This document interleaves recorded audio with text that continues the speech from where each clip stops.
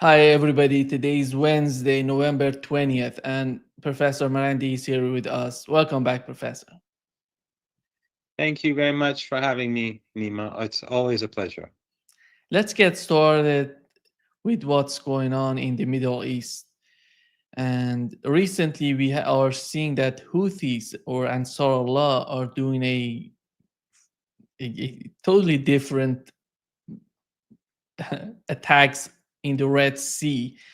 How do you see, are they trying to help the fight in the southern part of Lebanon? It's what's going on in Gaza is the main reason. How do you find it right now? What's the main reason, in your opinion? Well, Yemen and Ansarullah are becoming much more sophisticated in their military capabilities. They're also showing and revealing their technologies that they've had and that they've been hiding before or keeping secret before. But in addition to that, they are advancing. And of course, they have help with uh, bringing in new technology. But there is a very sophisticated industry in Yemen now, for a defense industry that is growing and becoming more effective. And so, as time goes on, it's going to be more difficult for the Americans and for Israeli allies who are facilitating the genocide, because as Yemen grows stronger, obviously the United States grows more vulnerable. And I think it's linked to both Gaza and Lebanon. I mean, I'm sure it is. There's uh, uh, no separation between the fronts.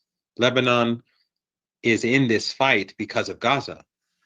And Lebanon has said that the ceasefire in Gaza is fully linked to a ceasefire in Lebanon. So everyone is in this because of Gaza, first and foremost. But now that the war has spread to Lebanon and the Israeli regime is carrying out genocidal attacks across Lebanon, um, we can say that this is about Gaza and Lebanon.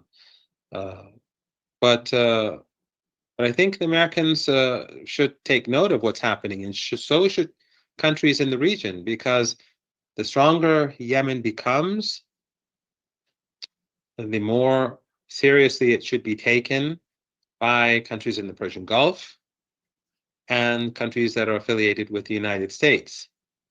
And they should be careful not to antagonize Yemen or to push Yemen. And I think it's also an element that makes the resistance front more popular, because when people across the region see U.S. failing in in the Red Sea and the Israeli regime failing in Lebanon, because they failed in Lebanon. They've been saying they'll take Lebanon, and it's been 2 months and they've got nowhere really. That creates an incentive for people to push their governments to support the resistance. Many regimes in the region were hoping that Hamas would fail very quickly. They were hoping that. And many were even more hopeful because of their hatred for Hezbollah, which is, Sayyid Hassan Nasrallah was the master of resistance, and he was helping build up the resistance across the region. So the hatred that exists towards Hezbollah in the West and its proxies is even greater. And they were hoping beyond hope that the Israeli regime would defeat Hezbollah. That hasn't happened either.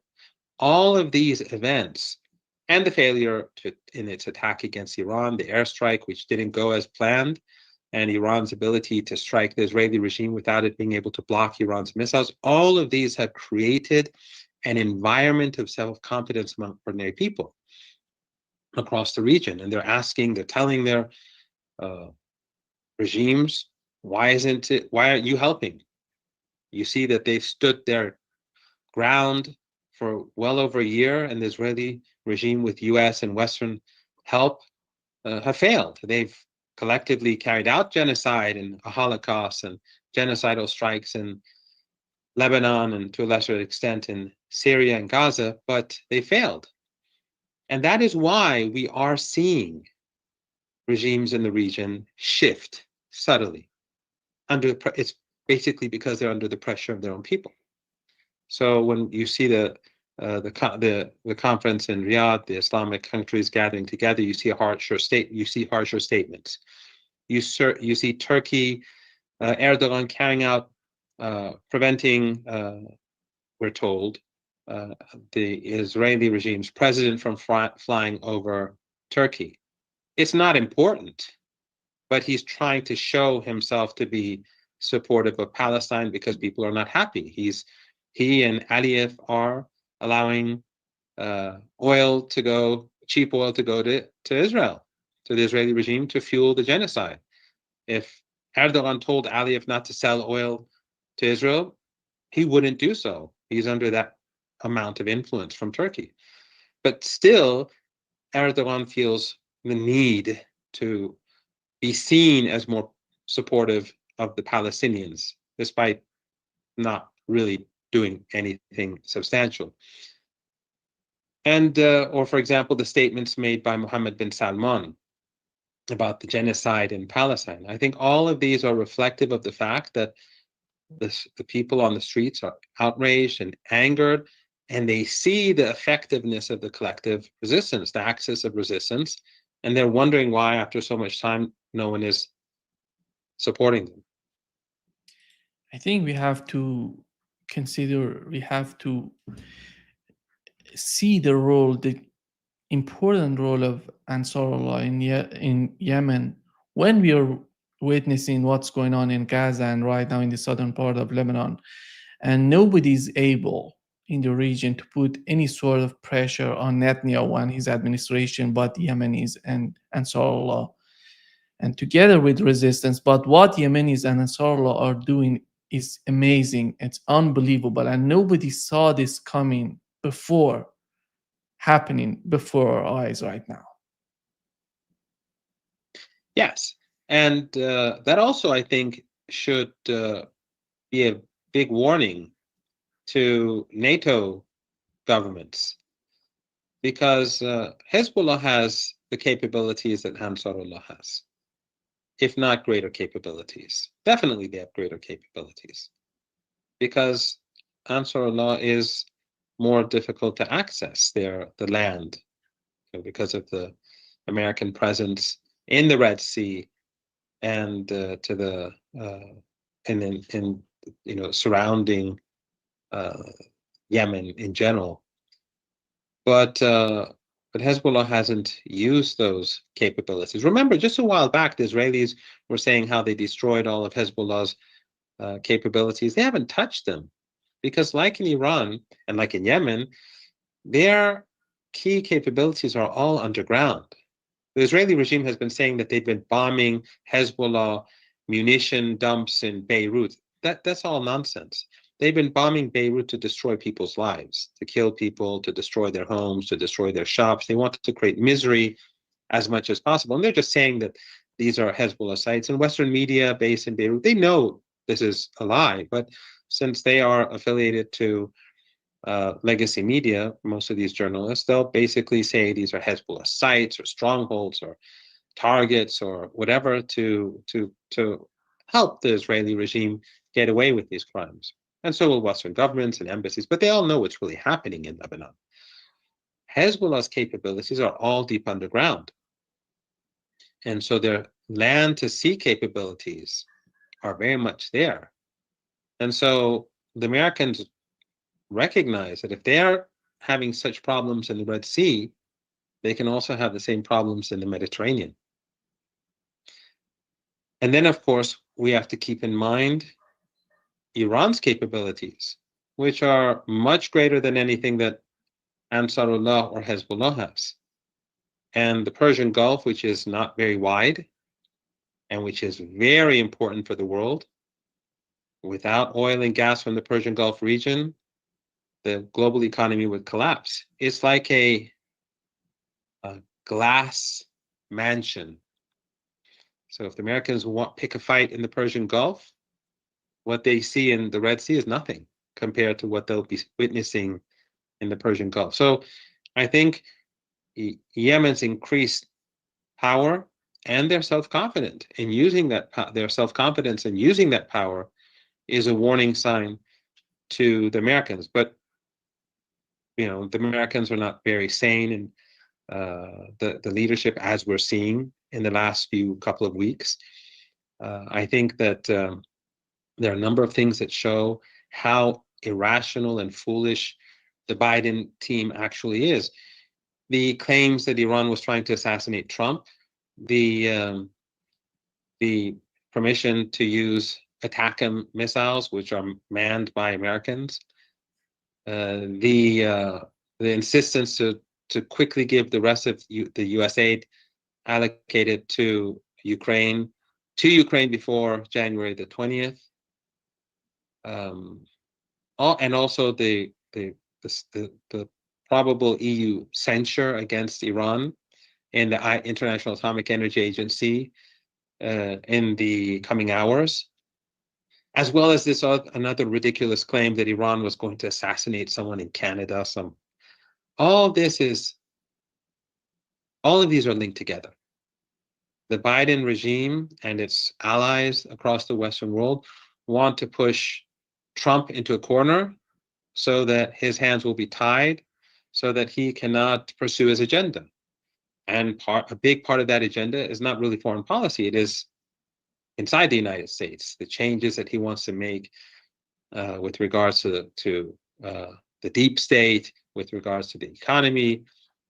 So the United States is behaving very foolishly, but I do believe that there are sinister but sane people, as I've said a few times before, in the Pentagon who know quite well what Ansarullah is capable of doing, or what it is doing, and what that would mean in case the United States expands its war in the Mediterranean or the Persian Gulf. You've mentioned that they're talking about Iran wants to assassinate Donald Trump. If we assume that was a rhetoric during 2024 presidential election, right now, do you think it's relevant in their mind, in the mind of these people who are going to work with Donald Trump? Because at the end of the day, nobody would just assassinate the head of the government, but they're trying to do this. It seems to me that the AIPAC or those people connected to Zionist party in Israel are trying to push for this idea that Iran wants to do that in order to make a direct conflict between Iran and United States. Yes, I think that is definitely something that many of the people that Trump wants to bring into government would like to see. I, however, think there are a couple of things that we have to keep in mind. First of all, the current regime, the Biden regime, they are just as pro-Zionist as the people around Trump. Jake Sullivan, Blinken, these are two committed Zionists. They are supremacists. They are Israeli first. And Trump will have difficulty finding people who are more Zionist than these two. What I think is going to be different, though, is two things. One is that the people around Trump are less sophisticated, for the most part. And Trump is already a very divisive person across the world. The United States has already been isolated. The West has been isolated for a host of reasons. The endless wars, Ukraine, the declining economy and its declining economic influence, the rise of China, Russia, Iran, and others. But also the war and the genocide in Gaza and the genocidal attacks in Lebanon. They have weakened the United States. But when Trump comes with these people, I think they're going to make it even more difficult for US soft power.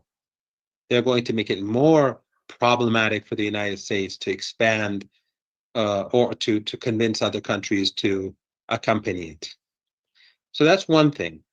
So Trump himself is divisive, which is going to make it difficult for the United States. The people around him are less sophisticated than the people around Biden. And third of all, I think, is the fact that Trump actually came to power partially because he says he wants to end the wars. And it's going to be very difficult for Trump to convince his base that as soon as he comes to power, that he should get into a new war. And Iran is no Iraq. Iran is no Libya. Iran is not Vietnam. Iran is, and the axis of resistance. They are the power. They are the power of the region. They are the power of West Asia. And therefore, it's not a war that the Americans could win. And I think it would destroy Trump's presidency very swiftly. And it would destroy the US economy. It would destroy the global economy. No one would win and everyone would lose, but Trump would be the cause of it. So it's going to be, I think, for Trump more difficult than Biden to make any major move against Iran when it comes to, let's say, some sort of military conflict. But one other thing I think is also important, and that is that there's a lot of talk about maximum pressure and Trump imposing maximum pressure. That I think, and again, I may be wrong, and Trump is an impulsive person, and Iran is not going to, Iran is going to be very, it's going to keep up its guard. But Trump, when he comes to power, not only will he be dealing with a new set of problems and a much more complicated environment, both inside and beyond and outside the United States. He will be, because the world has changed completely. Iran has changed. Iran is not isolated like it was before. And I think, therefore, that and I may be wrong, when they say that they want to impose maximum pressure sanctions, whether this is, whether this is truly on behalf of Trump or the media is trying to push things in that direction, that could be a sign that Trump does not want a military conflict. But maximum pressure sanctions against Iran are not really going to have any impact because, as I said, the world has changed. Iran has joined BRICS, it has joined the Shanghai Cooperation Organization. The world has tilted further away from the West. The United States has many problems at home and abroad. And also,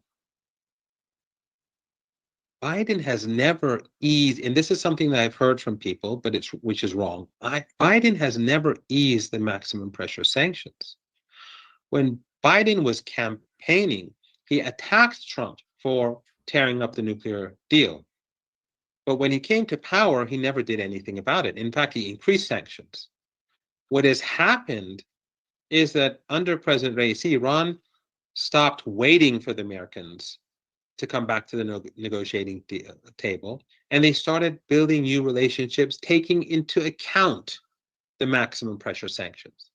And then in addition to that, we had the war in Ukraine, which changed everything, because then Russia was also added to the list of countries sanctioned. And so Russian oil, for example, was sanctioned like Iranian oil, and that made Iranian oil much more important than before. So the Americans, through their escalation with Russia, they became less capable of strangling the Iranian economy. Under Trump, that is not going to change. First of all, the mechanisms for Iran to export oil and to do trade have changed. They've evolved. They've matured. Iran sells a large amount of oil to China, and obviously financial transactions are taking place without using Western financial institutions. So this has changed completely. And the Iranians and the Chinese have that relationship between them has matured. So there's no going back. And on the other hand, I don't see a sudden improvement between relations between Russia and the United States. The situation in Ukraine is very complicated.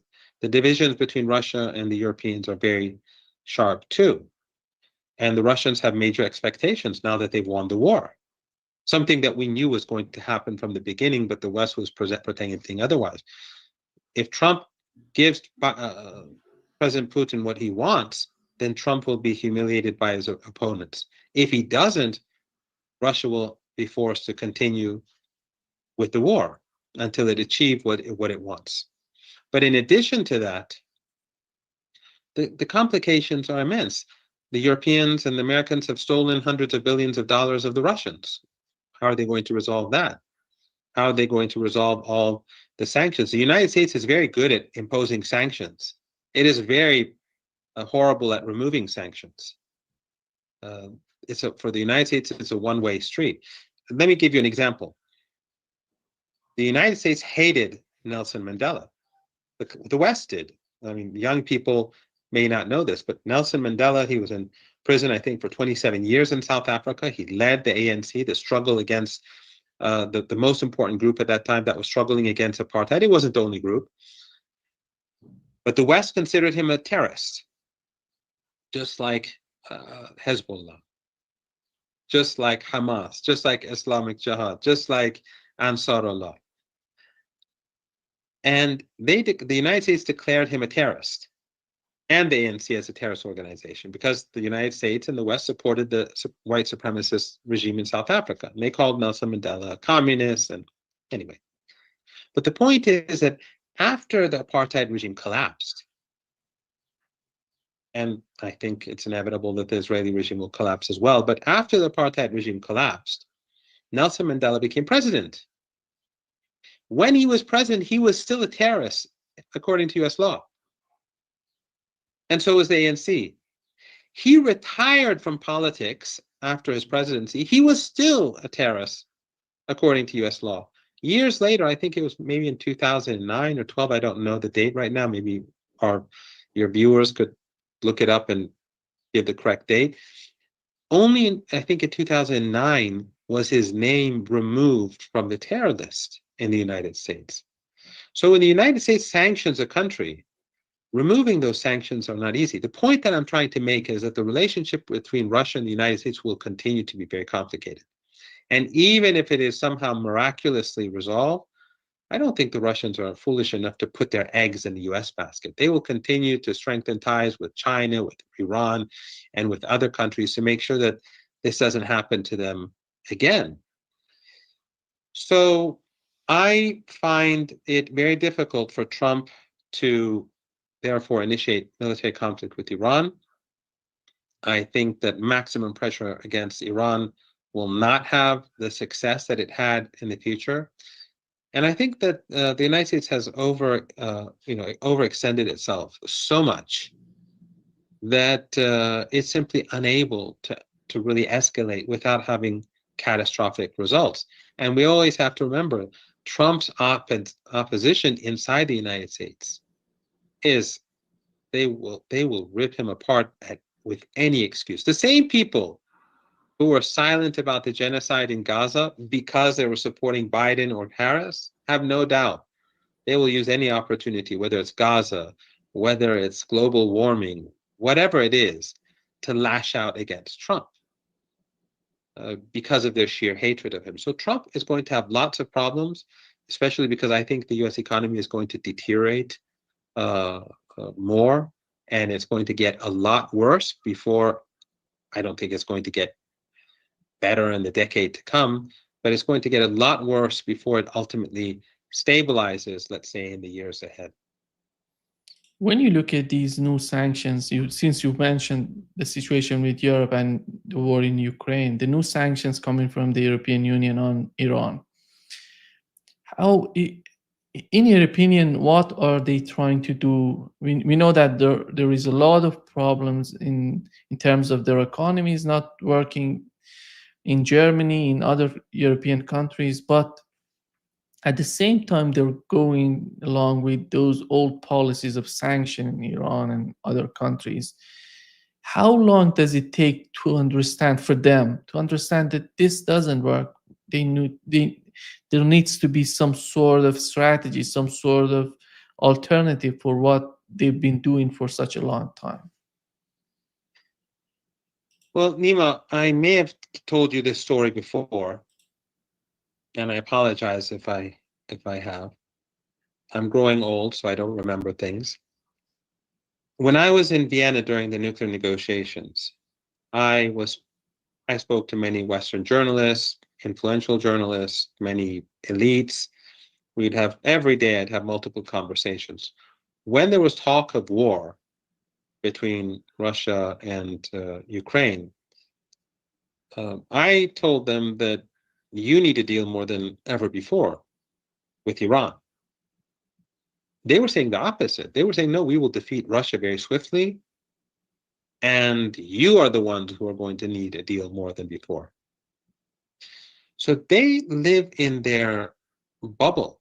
It was clear as day that the war in Ukraine was going to end like what we're seeing now. It was clear as day. Maybe different people had different views about how long it would take. But in my opinion, the longer the war lasts, the worse it is for the West. If the Russians had won in the first year, it would have been better for the West than what's happening now, because they've exhausted themselves. But these people truly believe that they win. They live in a bubble.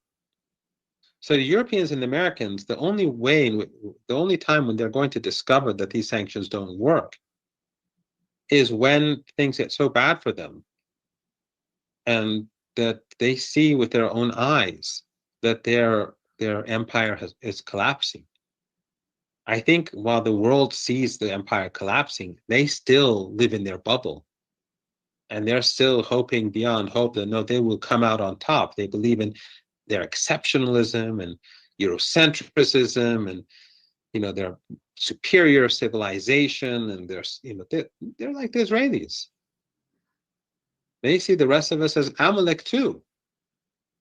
So, but when they finally see the light, that's when they will change. And I don't think that's going to be very far off.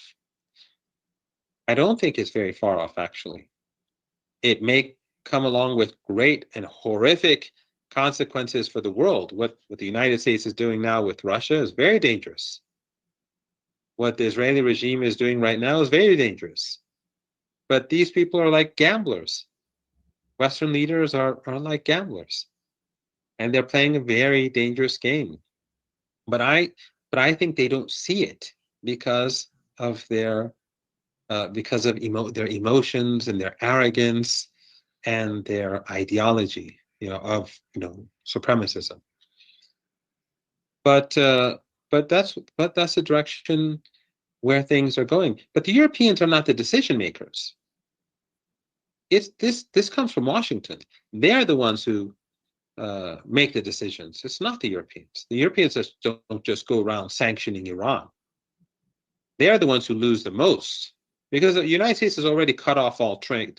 The maximum pressure sanctions, of course, increased the sanction, expanded the sanction regime to other countries, to third parties, but the United States had already cut off ties with Iran a long time ago. So any new sanctions that the Europeans impose are going to hurt the Europeans more than they're not going to hurt the Americans, just like with Russia. But Europe doesn't make decisions. The decisions are made in Washington. So I think you should put this alongside the claim to assassinating some nobody in Canada, or the fake claim of assassinating Trump, or the ATACMS missiles, or the permission to use them, which will be carried out with American soldiers. The rush to give the rest of the aid that was designated for Ukraine before January the 20th. All of these are part, and the censure, the coming probable censure of Iran by the E3, Britain, France, and Germany at the International Atomic Energy Agency. All of these have to be seen as a part of a broader package. It's not just about Iran. It's about, in my opinion, making things more difficult for Trump when he comes to power, to keep his to tie his hands, so that he can't do what he wants to do. Because one of the things that he's going to do is he's going to go after his opponents. No doubt about it. He's going to go after the FBI, the CIA, the different agencies that have been working against him for all these years. He's going to go after his enemies in Europe who've helped the fight against Trump. He has a a big list of things to do, and they want to prevent him from being able to do so. But the new sanctions by Europe are not going to impact Iran, because Iran, the first countries and that obey the United States when it comes to imposing sanctions on Iran and maximum sanctions are the Europeans. So Iran's trade doesn't go to Europe or through Europe. It largely goes to Asia, and the world has changed anyway.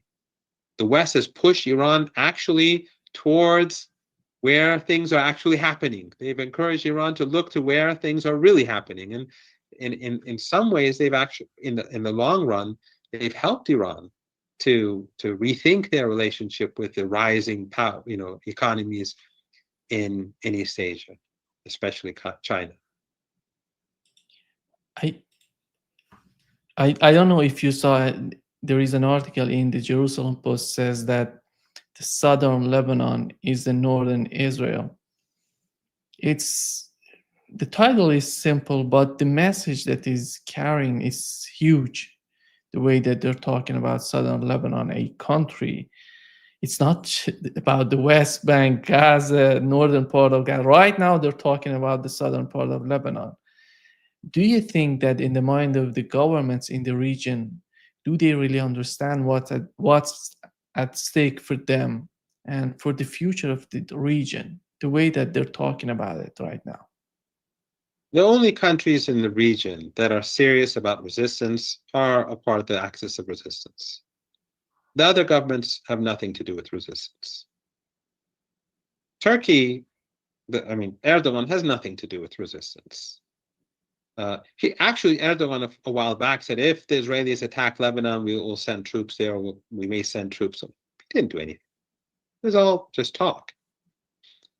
And countries in the Persian Gulf, even Qatar, they're not going to do anything that angers the Americans. Their relationship with Hamas is with the consent of the Americans. If the Americans tell Turkey or Qatar to expel Hamas representatives from their country, they'll do it. I have no doubt. But what it does do, this sort of language, is it proves the point that the resistance has been making all along, that the Israeli regime is a colony, that it is a source of instability across the region. It will never be normal, because it is an expansionist regime. It's not a regime that's saying we don't want this government in our in the country next door. They're saying we don't recognize the country next door. And that's the same is true about Jordan, about Syria. They've already stolen the Golan Heights, the Syrian Golan. The same is true about Egypt. But since most of these governments are selfish, they're thinking more about themselves than the interests of their countries, and they are bound to the United States and to the West, they're not going to do anything about it. As I said, the only thing that is bringing about change in the region is the sheer anger of people across the region. And that is what's making governments tilt more away from Israel, which is a good thing. But I think one thing that the Americans should be very fearful of is that this anger could bring instability to any one of these countries. And if one of these countries begins to wobble, if one of these countries begin to become unstable, then I think all of these countries are in deep trouble.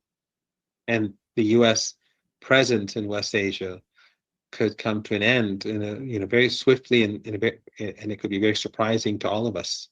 And we have to remember what happened during the so-called Arab Spring, or the awakening, or the Islamic awakening, or whatever one wants to call it. Some young man burned himself alive in protest because of a local grievance in Tunisia. Not only did the government in Tunisia collapse, the government in Egypt collapsed, and it was uproar across the region until these dictatorships in the Persian Gulf created their own counter-revolution. And the dirty war in Syria began, and so on and so forth. So things could become unstable for the more the Israelis provoke, the more they're showing that the resistance is right, the more they anger people on the streets. The West is not going to show any reaction. Don't expect the Washington Post or the New York Times or CNN or Fox News to be angered. Whatever the Israelis do, have no doubt that the West will support them. They may criticize them now and then, or there may be some token short-term punishment that lasts a few days or a few weeks, but that'll be it. As I've said before, the West will support the Israelis until they've killed the last Palestinian. No doubt about it. CNN, BBC, The Guardian, they'll continue to say the same thing as they're doing now if this war continues for years. And until the last Palestinian in Gaza is slaughtered and the last Palestinian child in the West Bank is killed, they will continue down this road as long as these elites are in power. And we're seeing that in northern Gaza. In northern Gaza, they're exterminating the Palestinian population. Hundreds of thousands of people there. I don't know the exact number, 200, 300, 400,000. Does the West care? No, they support the Israelis. Otherwise, they would be carrying out live coverage. It would be endless coverage of this. If key media outlets in the West, just 2 or 3 of them, did rolling coverage on northern Gaza just for a few days, it would end. It would be over. Because their regimes would be shamed into doing something. But there's no plan to do that because they are in bed with the regime. For obvious reasons.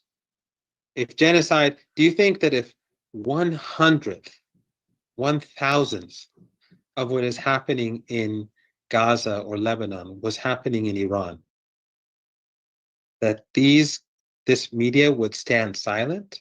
That Western regimes would be silent? There would be uproar. It would be rolling coverage. Bits in all Western media would be showing scenes of, if it was just 1/1000th, 1/10,000th of what we see today. So no, they are in bed with the regime. But this sort of language, alongside the actions of the regime, have negative consequences, and they only create greater determination. They're only proving Hezbollah's point, that this is a regime that cannot be trusted, it cannot be dealt with, and it has to go away. The problem right now is that everybody in the West is just considering what Netanyahu is saying about the southern part of Lebanon. He said that 70 to 80% of weapons were destroyed in the initial days of this conflict. But they have a lot of weapons, that's why we cannot do. The problem is right now, they've sent the elite forces, that as they call it, to the southern part of Lebanon, but still we don't see any sort of advancement on their part in that region. Do you think that we're getting to the point that the West says we have to reconsider what he's talking about and the way that he's trying to picture the conflict in Lebanon for us? Is that moment coming, in your opinion, in the West, in the mainstream media? No, not at all. The mainstream media will continue to repeat the Israeli narrative because they're on his side. They are with Netanyahu or whoever is in charge in Palestine. So they don't have to. I mean, how long have you been covering Ukraine? Yeah, we've been discussing Ukraine, or we've been hearing about Ukraine in alternative media from the beginning. Is anyone who's watching this program right now surprised that the Russians are winning the war? Is anyone shocked? What has the Western media been saying for the last 2.5 years? They've just been repeating the same propaganda that they were, saying from day one. Remember the counteroffensive? It's so many ridiculous pieces of propaganda have been put out in Western media over the last 2.5 years that it's just, if someone wants to do a PhD on them, he or she can only pick one or two media outlets because it's just so much. The same is true with Israel. They destroyed Hezbollah's military capabilities, but the missiles are coming in because they never did destroy them. But you're not going to hear that in the Western media. The Israelis destroyed Iran. First, they did, at the beginning, they said we destroyed Iran's capabilities to fire missiles, and we destroyed their air defense capabilities. Then, after a couple of weeks, they felt like they didn't achieve anything, so they had to. We also destroyed their nuclear weapons capabilities, and tomorrow they'll be saying we destroyed their moon base and their Arctic base, and the West will just repeat their propaganda. But the reality on the ground is very different. Remember, the first moment of great outrage across the world was when the Israelis bombed the hospital in Gaza, right? And and then the Israelis started lying and saying it was a rocket fired by Islamic Jihad that hit there, and then the Western media went with that. Like, how could a rocket bring down and build a hospital? How could it kill 500 people? Impossible. But they lied to help the Israelis, just as the rape and the beheading accusations, they were all lies that are still being repeated in order to enable the Israelis to continue. They will continue to say October the 7th, and until the last Palestinian is killed. It's like someone saying, they slaughter the Gypsies and the Jews and the Slavs, and during the Nazis, and then they say, oh, they did this in the Warsaw Ghetto uprising, they did this, and so they kill more and more and more, and they continue, and they say, well, it was remember what happened in the Warsaw Ghetto uprising, this Jew killed this Nazi soldier or whatever, SS soldier. That's what they're, so the Western media is hopeless. But it's a good thing in a sense for the rest of the world to see this, because they can't hide a Holocaust. They can't hide a genocide. So people across the world are seeing the West without the mask.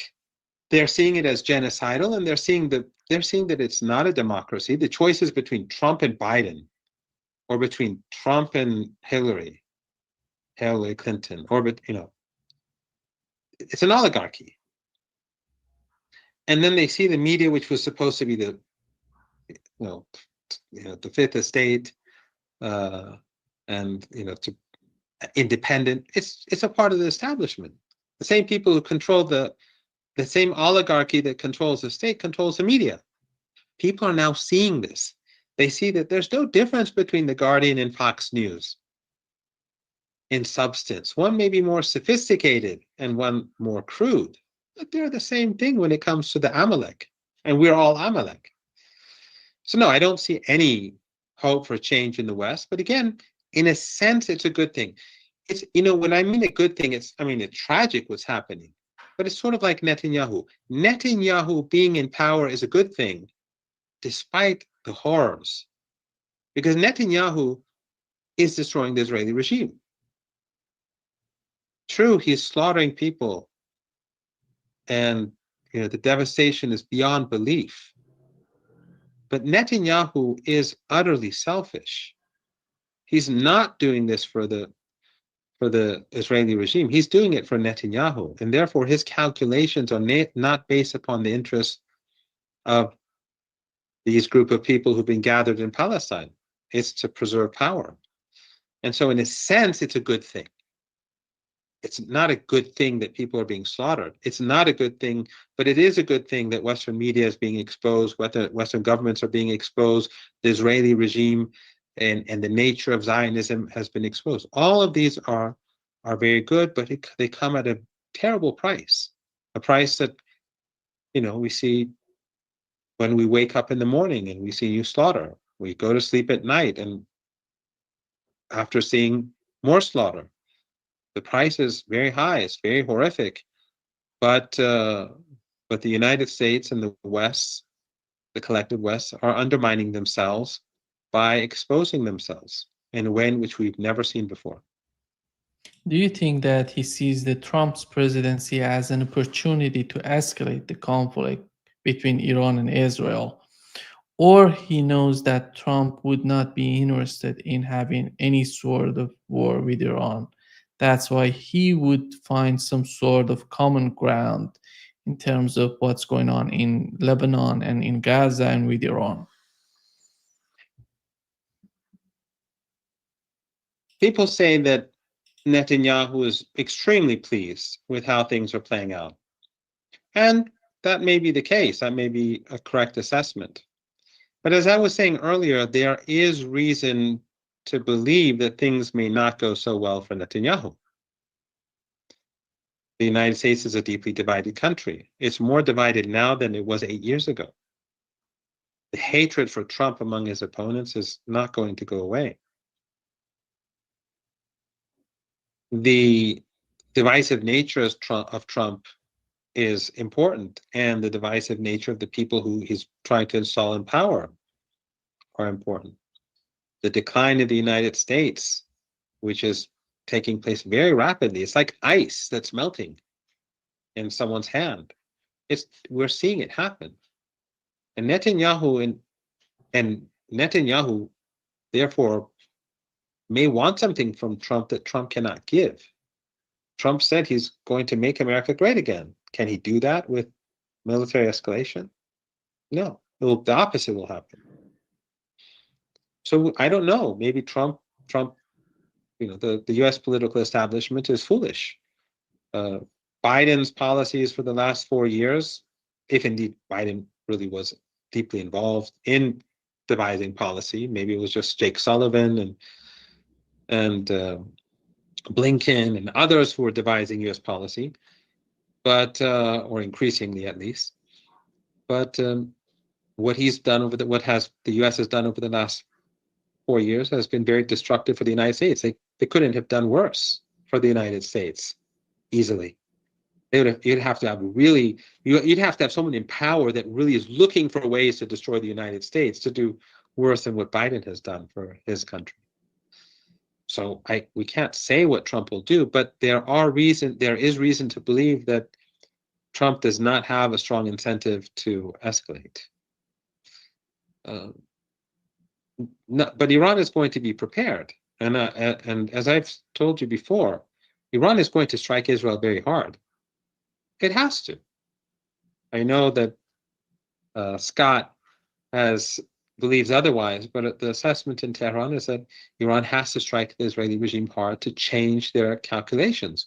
But it's not only to change the calculations of Israel, it's also to change the calculations of those supporting Israel.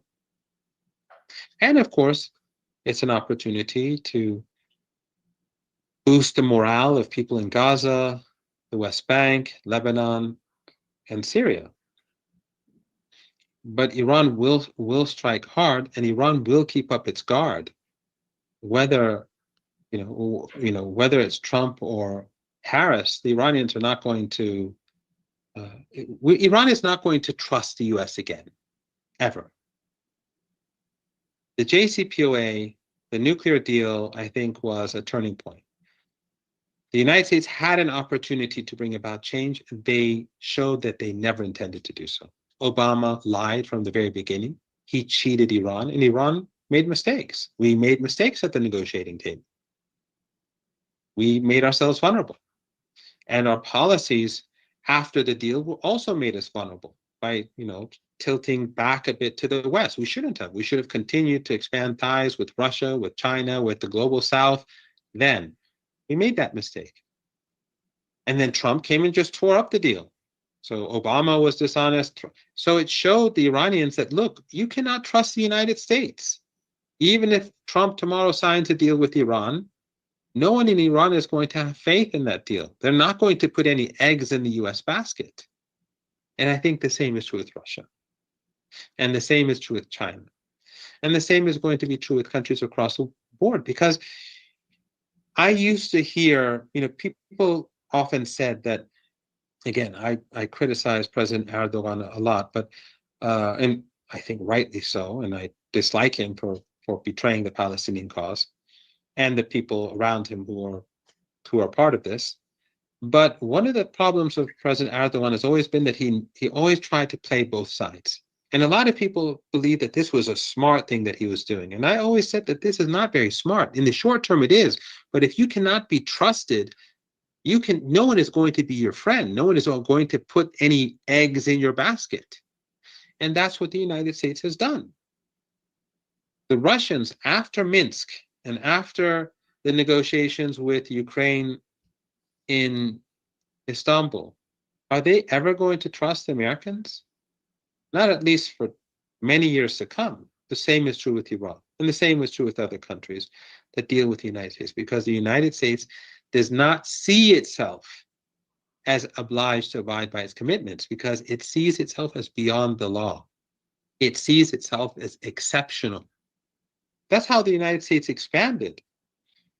They'd sign agreements with the native population or the Indians, and then they betray them. That's the history of the United States, because they saw them. I think Clinton once said, I saw a quote of Clinton once from a credible source, but I can't find it. And I wish someone would find it for me. Clinton once says, something like this, I'm paraphrasing because I don't remember the exact quote, but he was saying when he was president that the United States will always abide by its commitments until it, and then he added, until we don't have to. And then everyone laughed, the audience. But that is very revealing.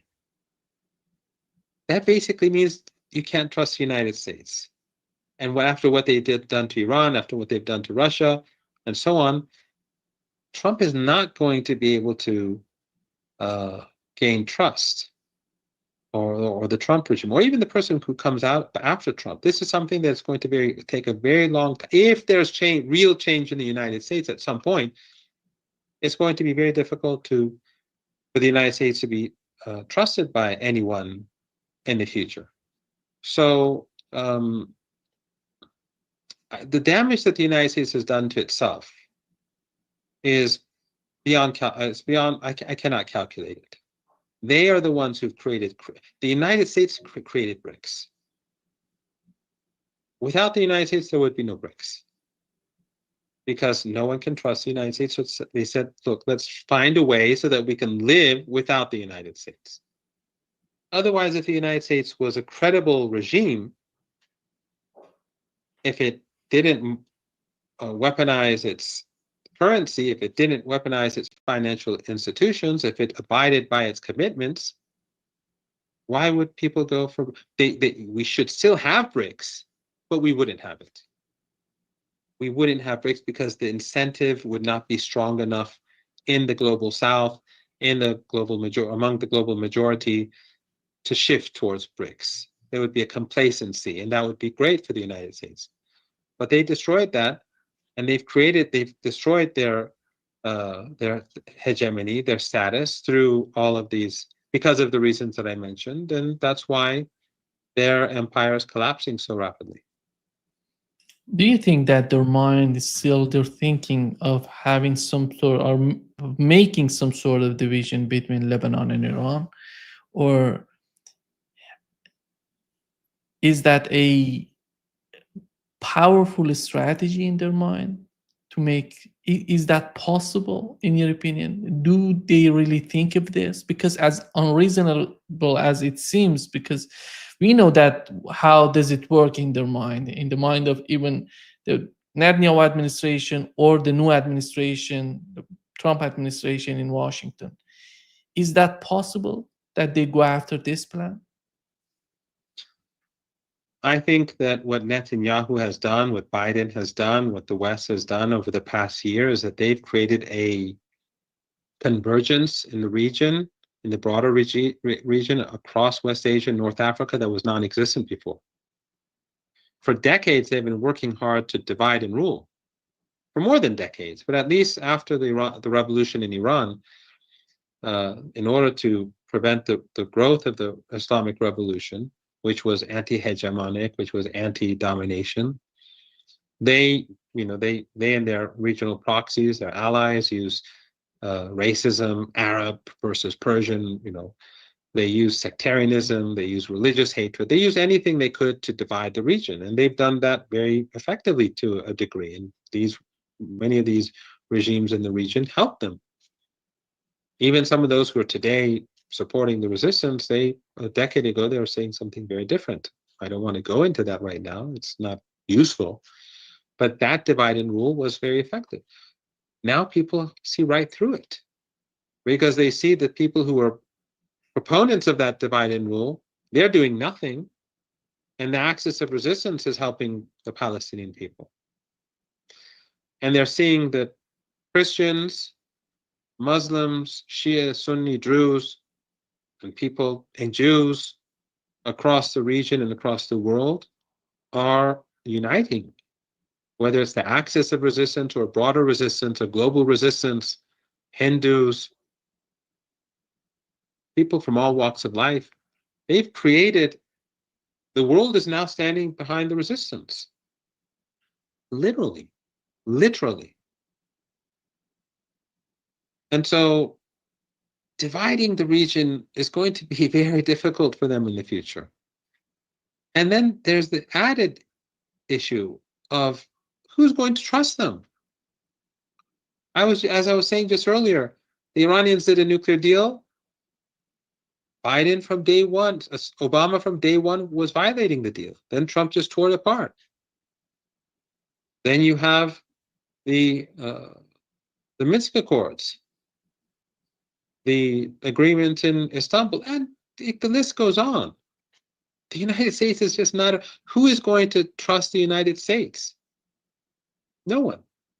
So part of it, part of the issue is that the region is united. Another element is that no one trusts the West. They have a history with the West. And third is that there is an ideological relationship among the axis of resistance now that has always existed.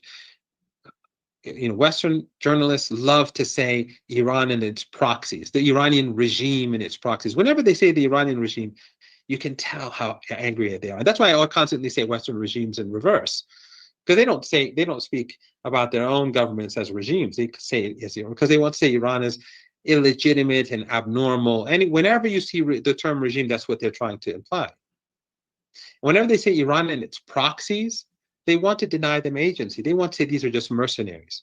How can Ansarullah be a mercenary and defeat the United States? Mercenaries don't win wars, especially when they're much weaker than their adversary. These are allies of Iran, whether it's Hamas or Islamic Jihad or Ansarullah or Hezbollah or the Popular Mobilization Forces, the Hashid in Iraq or in Syria. These are allies.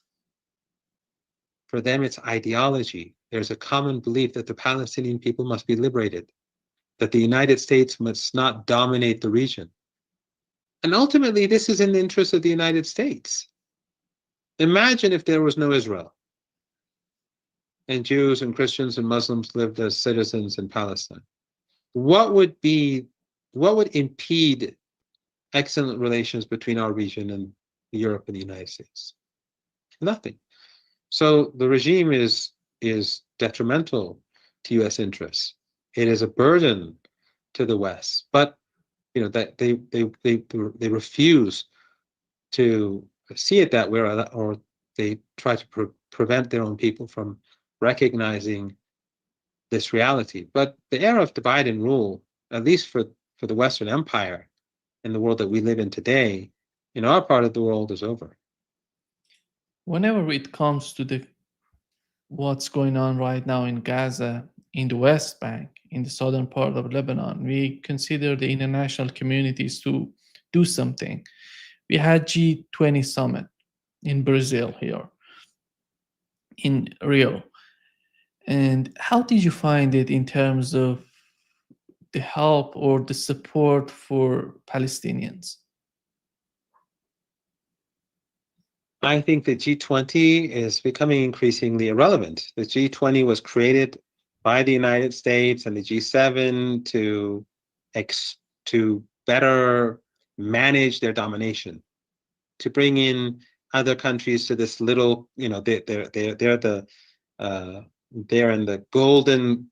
They have the golden club is like the G7, and then the bronze club is the G20. These people can be in the club and they can think that they're important, but ultimately it's the West that's making decisions, or at least that's how it was. But with the rise of countries in the global south, such as Brazil, such as China, such as Russia, such as Iran, which is not in the G20 for obvious reasons, the West would never want Iran in such an organization, the West is losing control. And so the G20 is no longer going to be a tool of the West, but at the same time, it's not going to be an organization that will have a constructive role to play, because the global south will not be able to have control of the G20.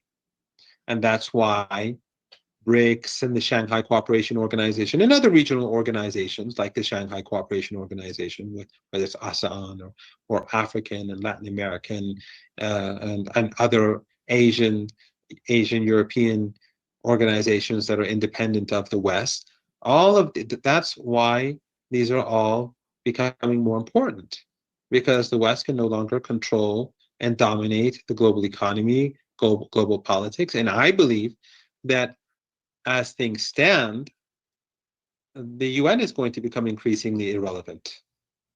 And you may see in the years ahead, many of these regional organizations gradually build parallel infrastructure to the sort of infrastructure that we see at the UN.